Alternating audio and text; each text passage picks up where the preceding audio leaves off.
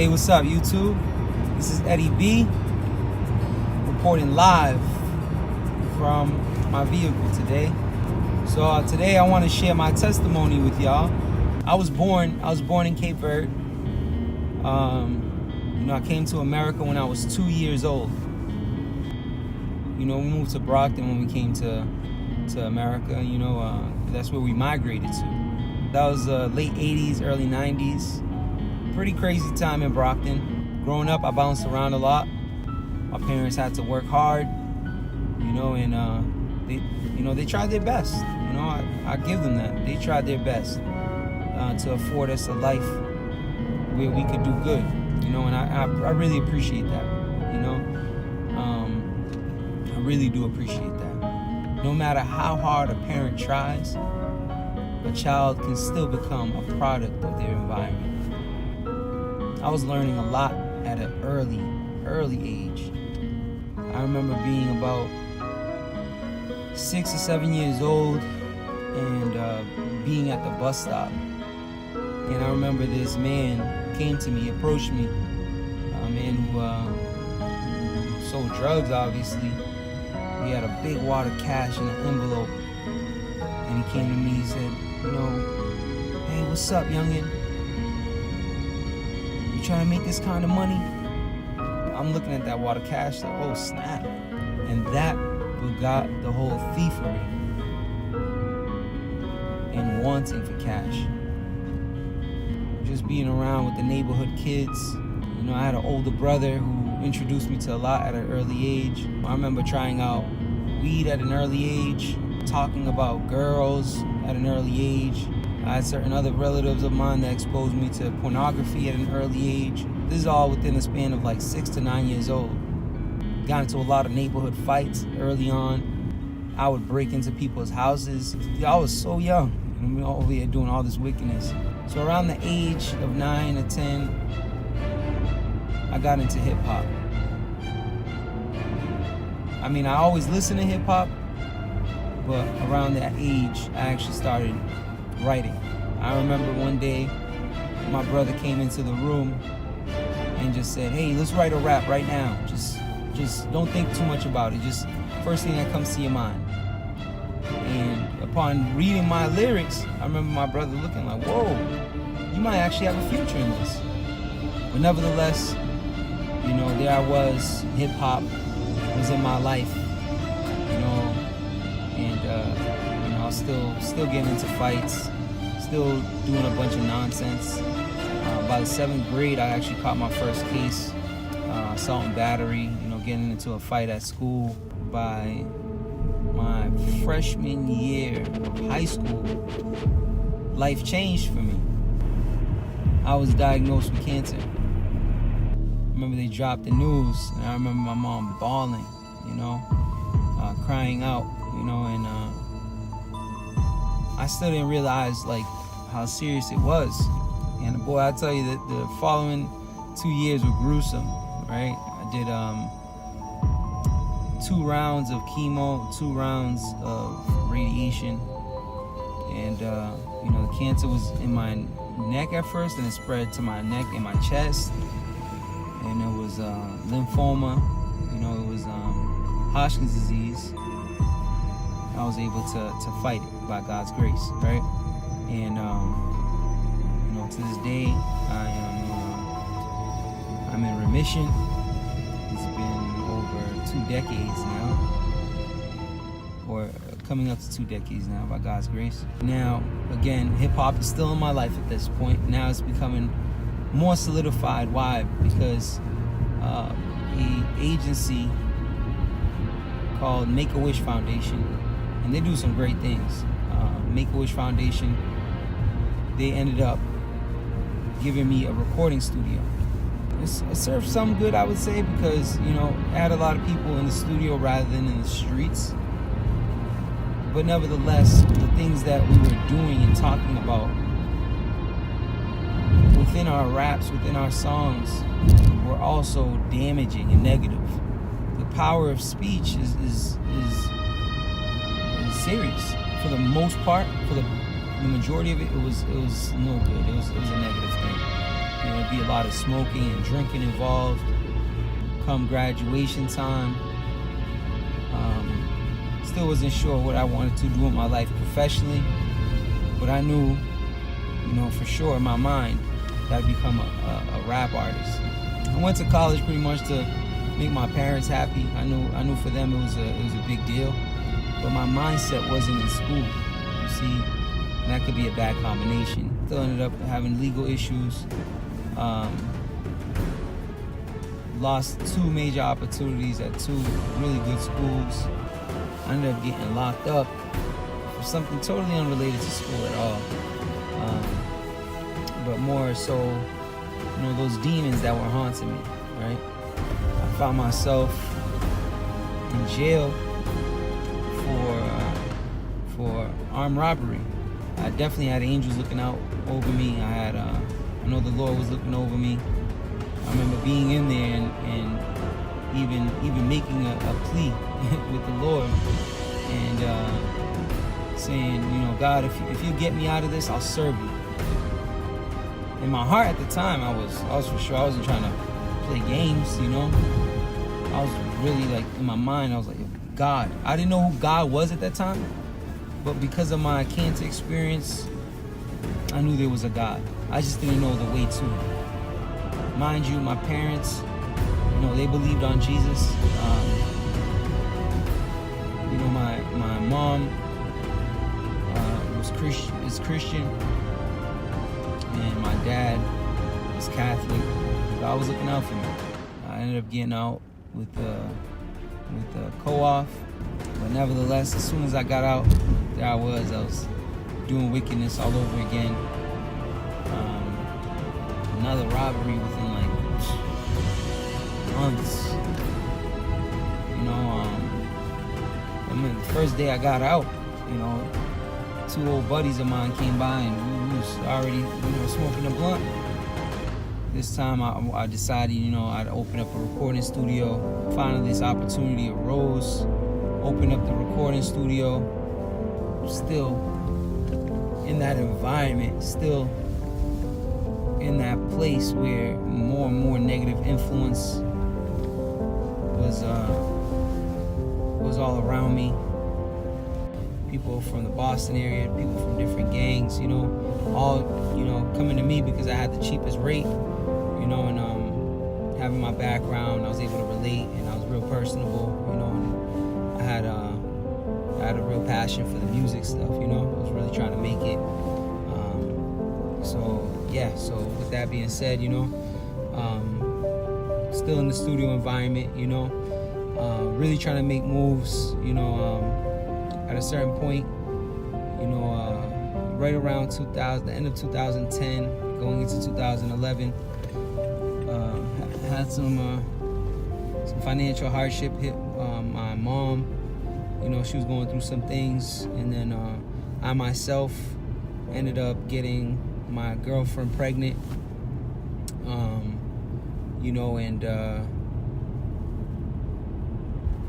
I was at a place where, I was looking for money, looking to either, make it or make something happen, at that point. And then, the producer I had at the time, he came up to me with the proposition, and he was saying, hey, if you want to make money, if you want to be successful in the hip hop industry, you have to sell your soul to the devil. Now, to me, that sounded kind of like out there, I'm like, is that even a real thing? And I'm sure some of you guys probably have the same response, like, really? But I know it sounds cliche, and a lot of people have toyed around with that whole Illuminati stuff and playing around, but I'm telling you, man, it's a real thing. In the coming weeks, I'd find out for sure. At first, I didn't really think much of it, or like, place value on a soul. I'm kind of thinking, it's a soul. I mean, hey, right? So I go to my girl. I'm telling her, listen, I'm thinking of selling my soul to the devil for some money. What do you think about that? And then she, you know, a tear rolled down her cheek. And she said, if you ever do something like that, so, you know, ever do something so dumb like that, you won't see me or your unborn child ever again. So I was like, whoa. Because my girl, she wasn't, you know, the most godly person herself, you know. She was still, you know, doing her thing, you know. She was a runner, you know, moving drugs herself. She would get into fights. She was doing a lot of stuff herself. She got her own testimony, you know. And, you know, for her, that's like, to say something like that's like, all right, you're taking it serious, you know. So for me, that made me take it a little more serious. I knew now, all right, you know, to contemplate a little bit more, but it didn't stop me altogether, you know. Still thinking about it, because I was still thinking about the money. How am I gonna make this money? How am I gonna make ends meet? How am I, you know, I'm thinking about all this stuff, and I'm like, all right, boom. Some more weeks passed. We're in the studio. You know, we got the beat going. We're gonna make the subliminal song. It's part of, you know, part of the process, if you will, right? And you know, got my lyrics that day. And mind you, I was a heavy smoker, so my memory wasn't the best. Got my lyrics down, you know, memorize it. It comes like that. Like, I remember crumpling up the paper, like I don't even need the paper. And that was out of the ordinary for me. And so then, get in the booth, something in me told me, you know what? Cut off all the lights. No lights on. Right? So tell everybody, you know, whoever's out there, you know, manage the lights, cut the lights off. So we cut the lights off. Now we hit the record button. We start moving, we start going. Two lines within the verse. I heard demons laughing audibly. And I remember seeing flames. I was like, oh, this is my first spiritual experience. I was bugged out. I was like, oh, snap. You know, I got out the booth. I was like, turn the lights on. I was like, nah, I don't want no parts of it. Right? I was like, I was shook up. Right? Because you could be a macho man all you want, but you see some spiritual things like that, I'm telling you, man. Listen. Now, that made it a little more serious for me. Not to say I was going to stop altogether just yet either, but it made it a little more serious. Alright? Now, you know, in the coming weeks after that, you know, one day we had a session, you know, and during this session, I had some people coming in from Boston. You know, there was guns there, there was weed there, there was, you know, liquor there. I believe they had a few females with them. And, you know, during the session, you know, the session is like a private session. You have you and your crew recording, but it's pretty much closed off to you and your crew. No one's supposed to be just barging in there or, you know, interrupting the session, right? You got slots, you got time slots, just like a doctor's visit. You got time slots. Nobody really intrudes in on your visit. Tell me why some guy comes out of the blue, some random guy, and starts preaching about Jesus. Now, the way he came off was a little different because, you know, he came in asking, who's Jesus? Who's Jesus? And one of the times I was locked, I remember the Muslims would ask me, you know, who is Jesus? You know, if there's God and there's God's son, then that means that's polytheism. There's multiple gods. So how can you explain that? I never knew the answer, but for me, I knew Muslim wasn't the way. Now with this man that came in the studio, it was different.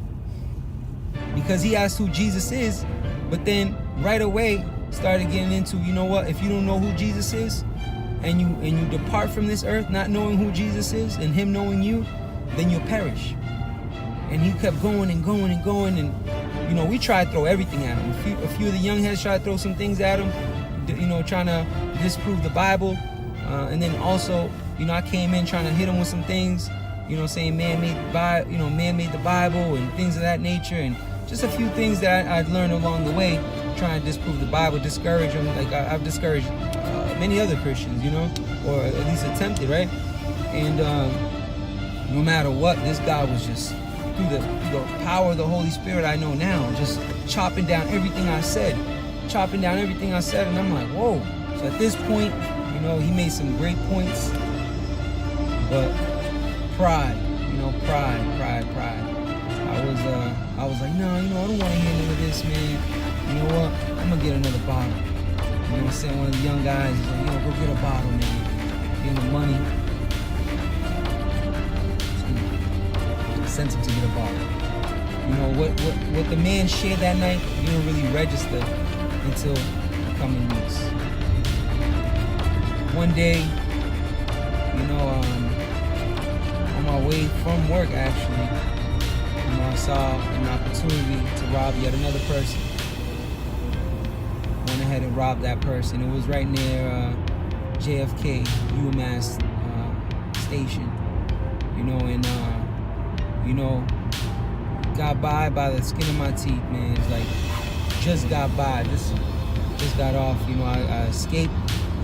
I remember, you know, the way I escaped, if you know JFK station, I ran up the stairs, came back down, because I know the police would probably assume that I made the exit. You know, I took the T, you know, I took the subway, yet another stop down, a few stops down. I believe I got off in Ashmont that day.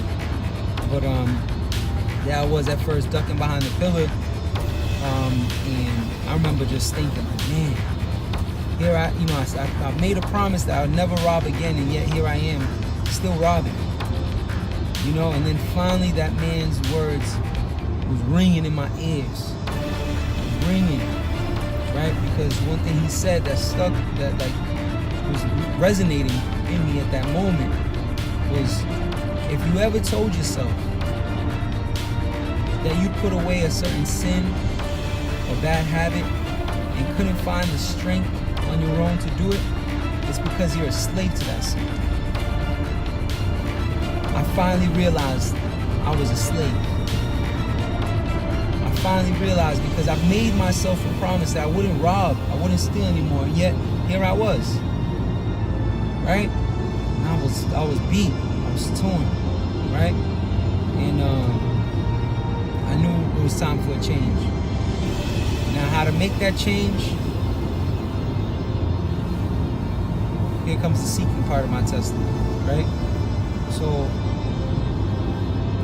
I remember picking up my wife that weekend, like, well, she's my girlfriend at the time, I'm moving ahead too fast. I remember picking up my girlfriend that weekend and telling her, we gotta change our lives around.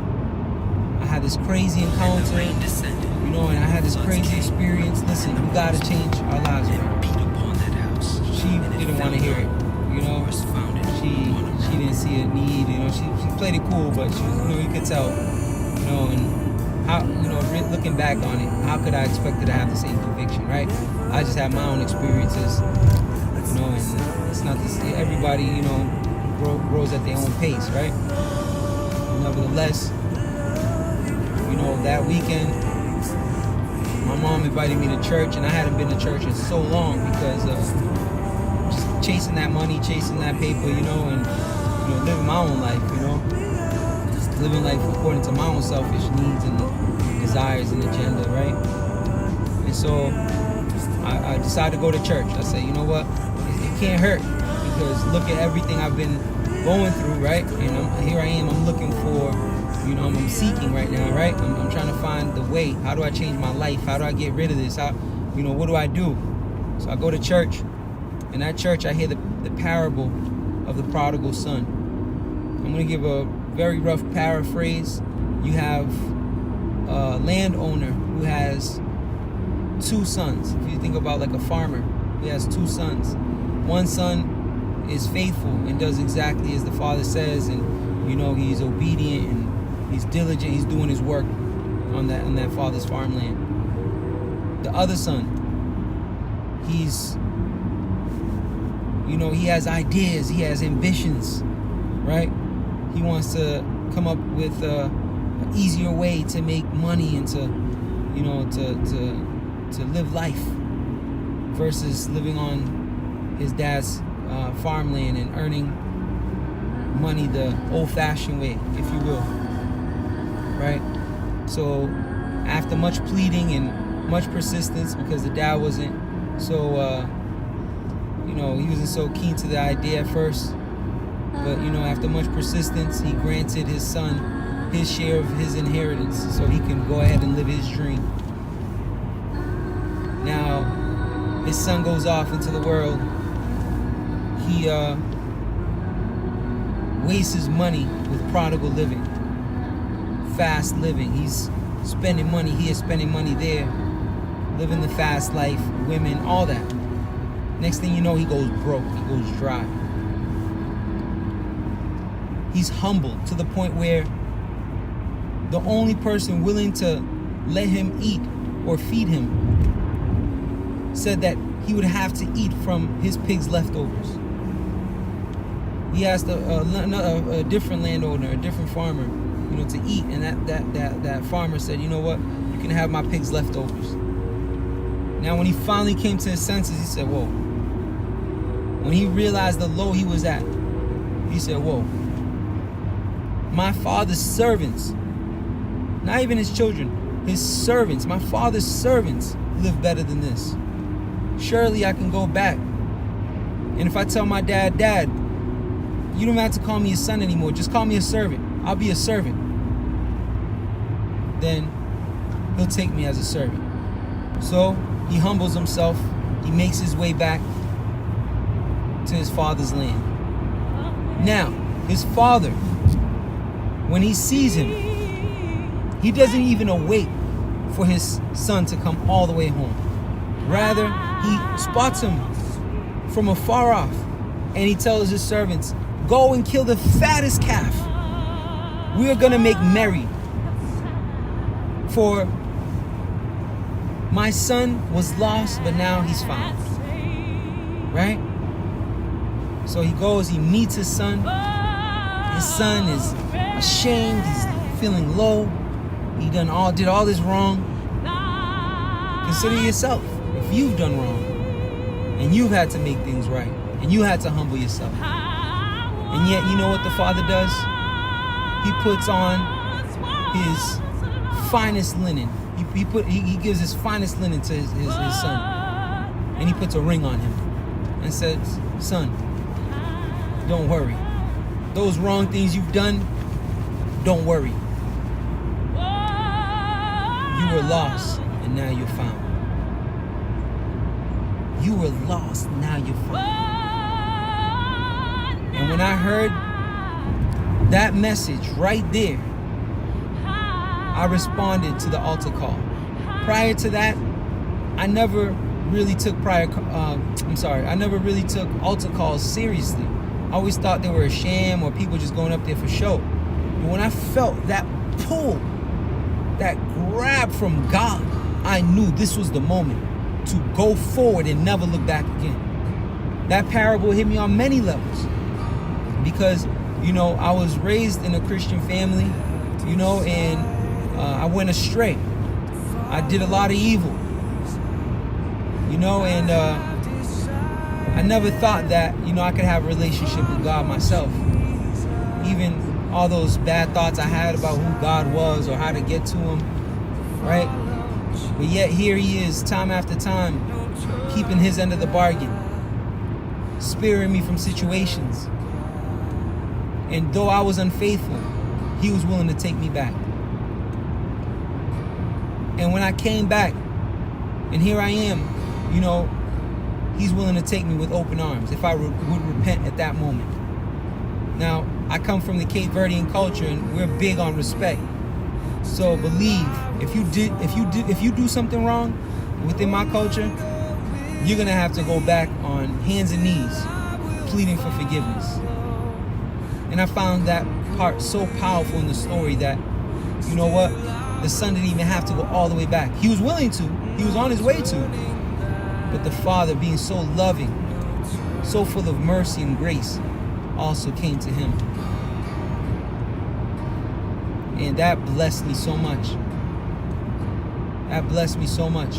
Because you know what? God has come out to me so many different times, on so many different occasions, including this one, that he would be willing, after all my wickedness, to come to me and put his finest robe on me, to wash me clean of my sins, to forgive me, and put a white new garment on me.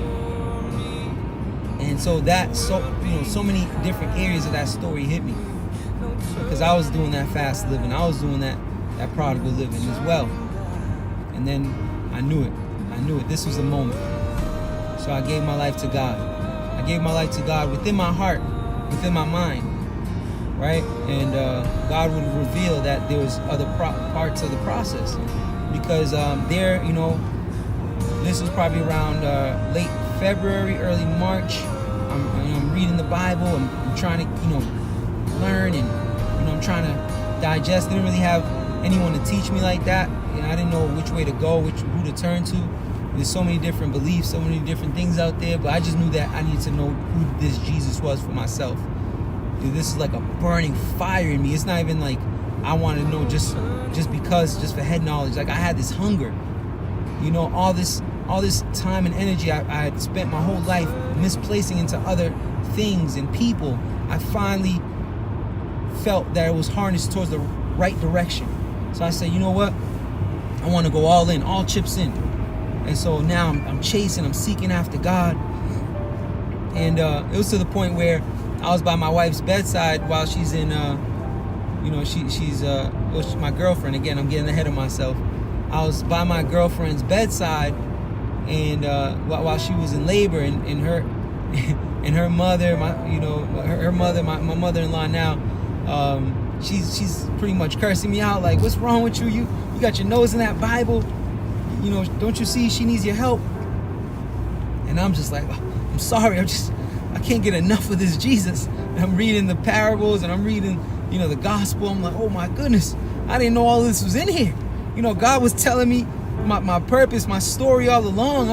I'm reading different proverbs, seeing where I went wrong in certain areas of my life. I'm like, oh my goodness, this is all in the Bible this whole time?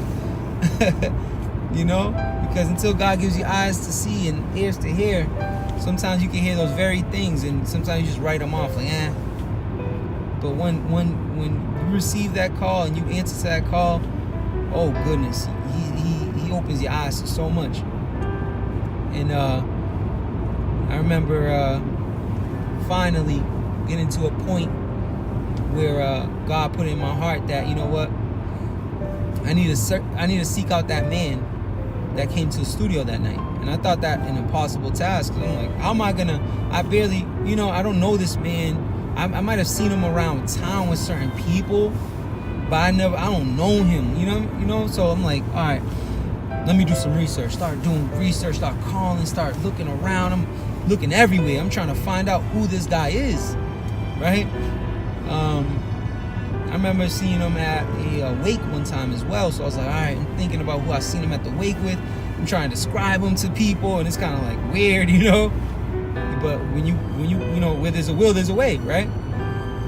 So boom, finally found his name and his phone number. I left him a voicemail, and in that voicemail, just roughly paraphrasing, I said, man, I need to give my life to God. Teach me how to give my life to God, And the next day, because it was late at night when I left that voicemail, the next day, he reached out to me.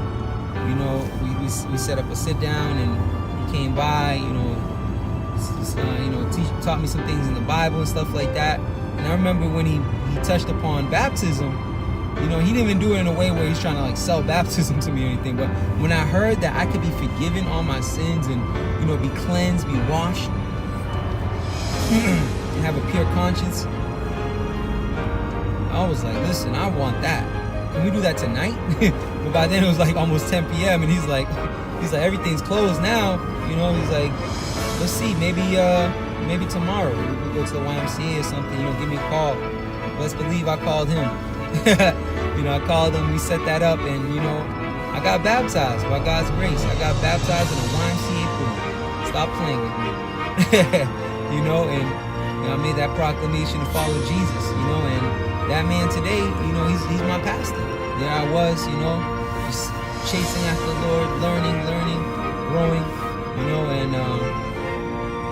and there's a part of my testimony that has to do with hip hop, and I'm gonna cut it there for now, though. You know, because that concludes that portion. I think the hip hop one will leave for another segment, because it's so broad within itself. It's so deep. I've been waiting to do that for a while, actually. So I'm really excited that I got to share this, which will lead me into that. But I hope you guys were blessed by my testimony.